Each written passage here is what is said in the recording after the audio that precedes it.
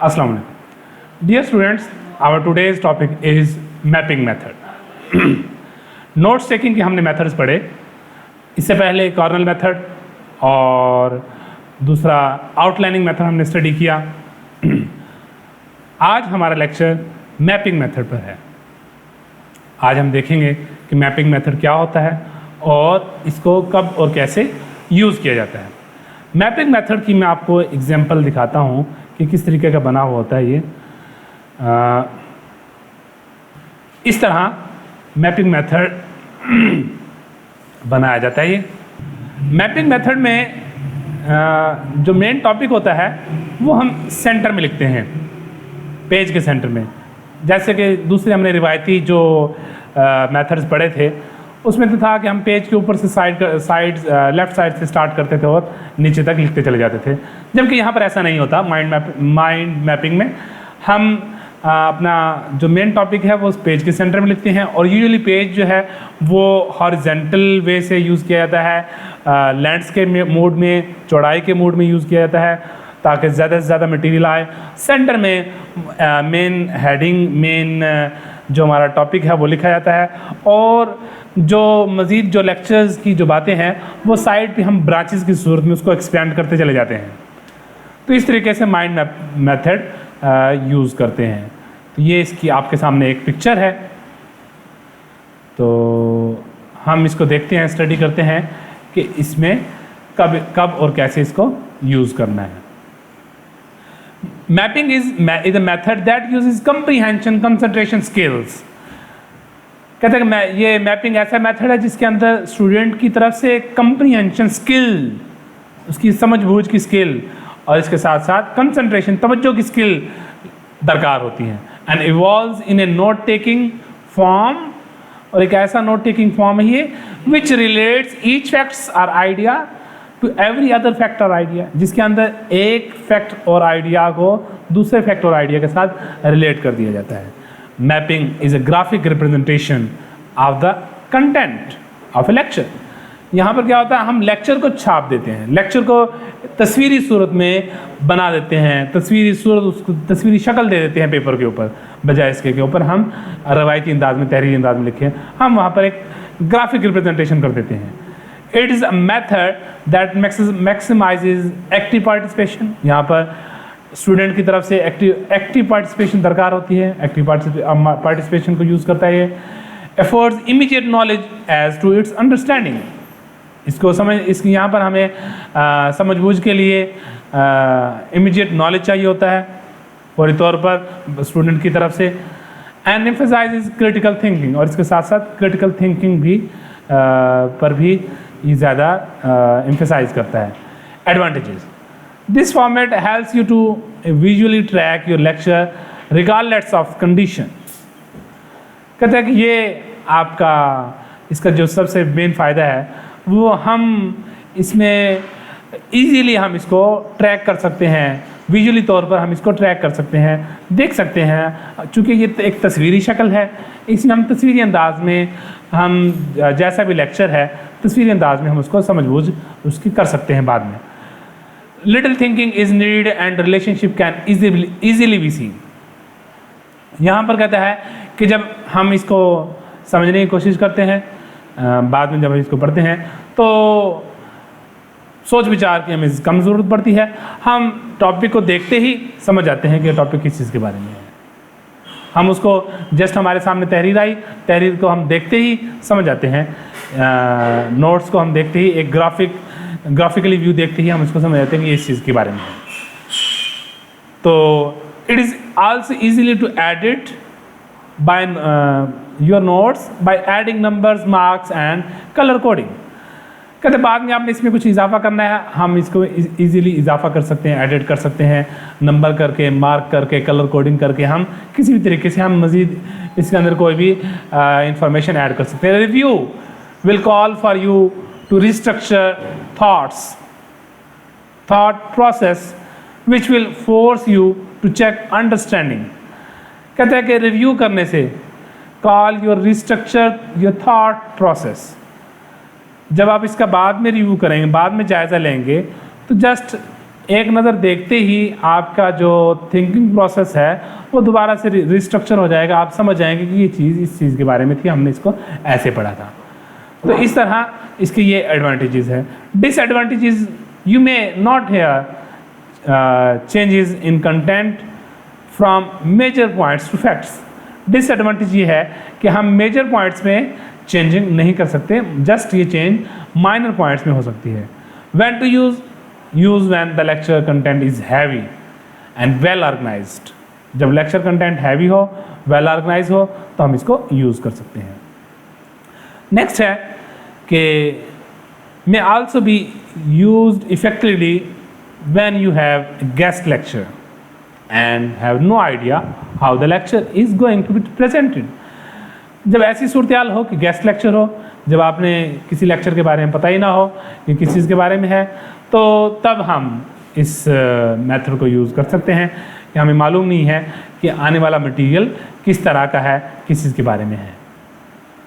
तो नेक्स्ट है how to take more effective notes with mind maps. Method क्या है, करना कैसे है।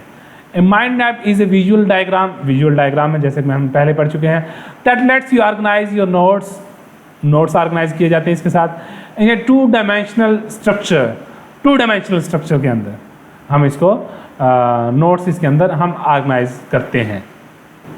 नेक्स्ट कहता है कि as oppose to linear notes, mind maps are usually created on a blank piece of paper और कैनवस। किसी भी ब्लैंक पीस के ऊपर जो है ये माइंड मैप्स बनाए जा सकते हैं। कैनवस, वही कागज़ का कोई टुकड़ा, कोई भी टुकड़ा है, उसके ऊपर हम इस पर बना सकते हैं।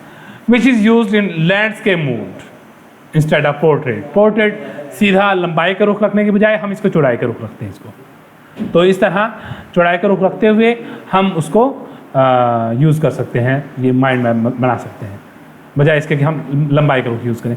Instead of starting at the top left and filling the page until you have reach the bottom right. वही पहले वाली बात बताई कि यहाँ पर बजाय इसके कि हम उसको टॉप लेफ्ट से शुरू करें और पेज को फिलअप करते हुए यहाँ तक के पेज के बॉटम पर पहुँच जाएँ, हम ये मेथड यूज़ नहीं करते। हम यहाँ पर स्टार्ट करते हैं your mind map by writing the subject और headline in the centre of the page. Centre of the page से स्टार्ट करते हैं और स्टार्ट करते हुए हम सेंटर से उसको एक्सपेंड करते चले जाते हैं, रेडिएट करते चले जाते हैं आउटवर्ड्स फ्रॉम द सेंटर से बाहर की तरफ चलते चले जाते हैं। तो यूँ हम इसको यूज़ करते हैं। नेक्स्ट है कि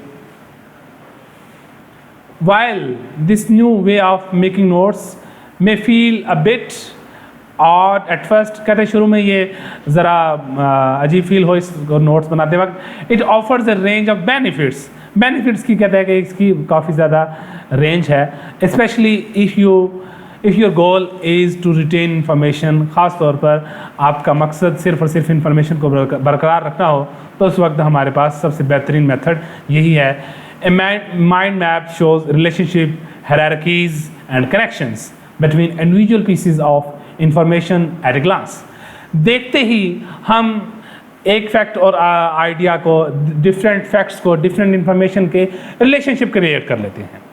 हम समझ जाते हैं कि इसका रिलेशनशिप इसके साथ है। हायरार्कीज़ हम समझ जाते हैं उसकी कि सबसे पहले ये है, उसके बाद ये है, उसके बाद ये है, इसको हायरार्कीज़ कहा जाता है। Connection, different pieces of information के दरमियान हम कनेक्शन एक ही नज़र में हम उसको समझ जाते हैं। Mind maps provide a great overview of a topic. कहते हैं कि इसका ओवरव्यू जो है ये प्रोवाइड करता है because they store all your notes related to the topic on a single page.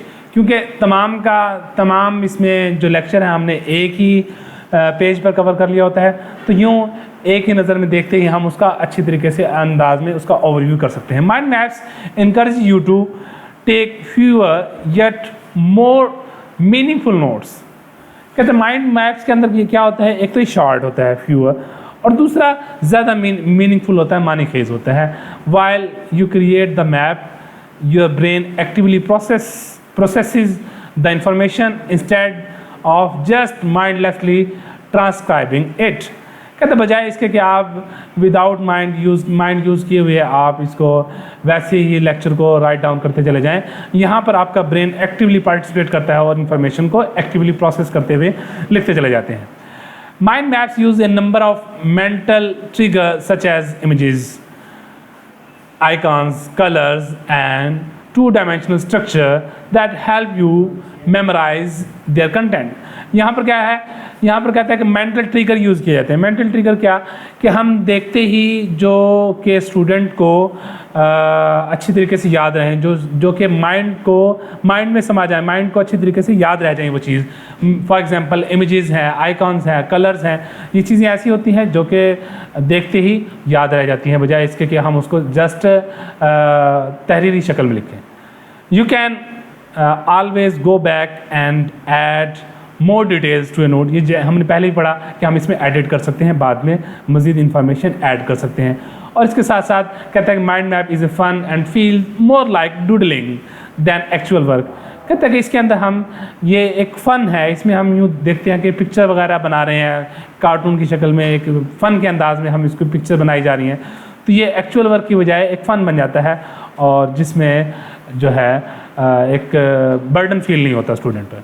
Using mind mapping software such as MindMeister, यहाँ पर डिफरेंट सॉफ्टवेयर के बारे में बताता है कि ये सॉफ्टवेयर यूज़ करते हुए हम माइंड मैप के जो नोट्स टेकिंग मेथड है उसको हम फॉलो कर सकते हैं। डिफरेंट सॉफ्टवेयर्स हैं, तो उनमें से एक सॉफ्टवेयर उसने माइंड मेस्टर, ये एक सॉफ्टवेयर है, उसका नाम दिया। तो नेक्स्ट है, ये उसने माइंड मैप कैसे बनाना है, ये यहाँ पर उसने एक माइंड मैप की ही डायग्राम यूज़ करते हुए समझाने की कोशिश की है कि मेन टॉपिक क्या है, how to do a mind map, कैसे बनाना है। तो इसमें कहता है leave a lots of spaces to add things later, दरमियान में कहता है इधर उधर जगह छोड़ दी जाए ताकि हम बाद में इजाफा कर सकें चीज़ों का। जैसे यहाँ पर जगह छोड़ी हुई, यहाँ पर हम चीज़ों का इजाफा कर सकते हैं। To put main idea in centre, centre में हमने मेन आइडिया पुट कर दिया। यूज़ कैपिटल्स, जो चीज़ें इंपॉर्टेंट हैं हम उनको कैपिटल में लिख सकते हैं। Draw quickly, no pausing, judging, editing, line paper. कहता है कि यहाँ पर हम क्विकली ड्रा करते चले जाते हैं, कहीं पर हम रुकते नहीं हैं, कहीं पर हम जो है एडिट नहीं करते, बल्कि क्विकली इसमें जो चीज़ें हमने पढ़ी हैं उनको ड्रॉ करते चले जाते हैं। और इसके साथ साथ रिलेशनशिप क्रिएट करते चले जाते हैं। रिलेशनशिप ब्रांचेस की शक्ल में, एरोज की शक्ल में, कलर कोडिंग के थ्रू, डिफरेंट जो भी आपको अच्छे अंदाज में लगे तो उसको हम उसका रिलेशनशिप क्रिएट करते चले जाते हैं। तो नेक्स्ट ये एक एग्जाम्पल थी, एग्जाम्पलरी आपको दिखाई गई थी, पहले भी मैंने दिखाया। ये एक माइंड मैप दिखाया गया है जिसका मेन टॉपिक है सोशियोलॉजिकल इमेजिनेशन। तो उसमें उसने रिलेशनशिप एरोज के थ्रू डिफरेंट एक जगह से दूसरी जगह उसको क्रिएट करने की कोशिश की है। कहीं पर उसने बॉक्स बनाए हैं और कहीं पर उसने उसको इंसर्कल कर दिया है। तो ये डिफरेंट वे से जैसे आपको अच्छा लगे उस अंदाज से इसको बनाया जा सकता है। तो यूँ ये एक एक्चुअल वर्क नहीं होता बल्कि एक फ़न बन जाता है स्टूडेंट के लिए, जिसको वो इजीली बाद में देखते ही समझ आता है। बाद में एक नज़र देखा और देखते ही उसका समझ में आ जाती है कि ये लेक्चर किस चीज़ के बारे में है। होपफुली आपको आज का लेक्चर माइंड मैपिंग समझ में आ गया होगा। इंशाल्लाह नेक्स्ट लेक्चर में नेक्स्ट टॉपिक के लिए हाजिर होंगे। तब तक के लिए इतना ही। अल्लाह हाफिज़।